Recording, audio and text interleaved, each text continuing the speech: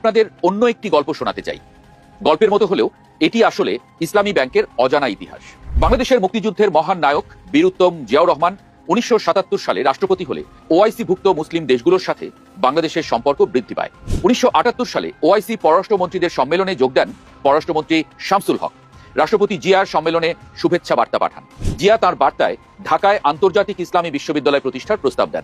আন্তর্জাতিক মহল তার এই প্রস্তাবে সাড়া দিয়ে ঢাকায় ইন্টারন্যাশনাল ইসলামী বিশ্ববিদ্যালয় প্রতিষ্ঠা করে। সম্মেলনে বাংলাদেশের পররাষ্ট্রমন্ত্রী ড্রাফটিং কমিটির চেয়ারম্যান নির্বাচিত হন। এই সম্মেলনেই ইসলামী ব্যাংকিং নিয়ে আলোচনা হয়।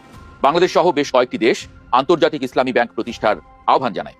সম্মেলনে সদস্য দেশগুলোর ব্যাংকিং ব্যবস্থাকে ধীরে ধীরে ইসলামী পদ্ধতিতে পুনর্বিন্যাস করার সুপারিশ করা হয়। আন্তর্জাতিক মহলে ইতিবাচক সাড়া পাওয়ার পর রাষ্ট্রপতি জিয়াউর রহমান বাংলাদেশে ইসলামী ব্যাংকিং চালু করার উদ্যোগ নেন। 1979 সালে সোনালী ব্যাংক স্টাফ কলেজের অধ্যক্ষ এম আজিজুল হকের সভাপতিত্বে গঠিত হয় Bangladesh association of Islamic bankers বা বিবা। 1980 সালে বাংলাদেশ ব্যাংক আনুষ্ঠানিকভাবে বাংলাদেশে ইসলামী ব্যাংকিং কার্যক্রম শুরুর নির্দেশনা দেয়।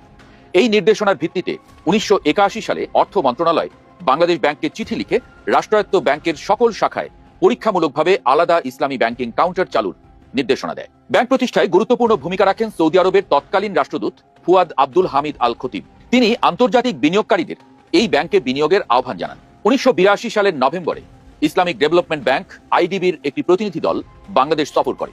তারা বাংলাদেশের উদ্যোগে সন্তুষ্ট হয় এবং বিনিয়োগের আগ্রহ প্রকাশ করে।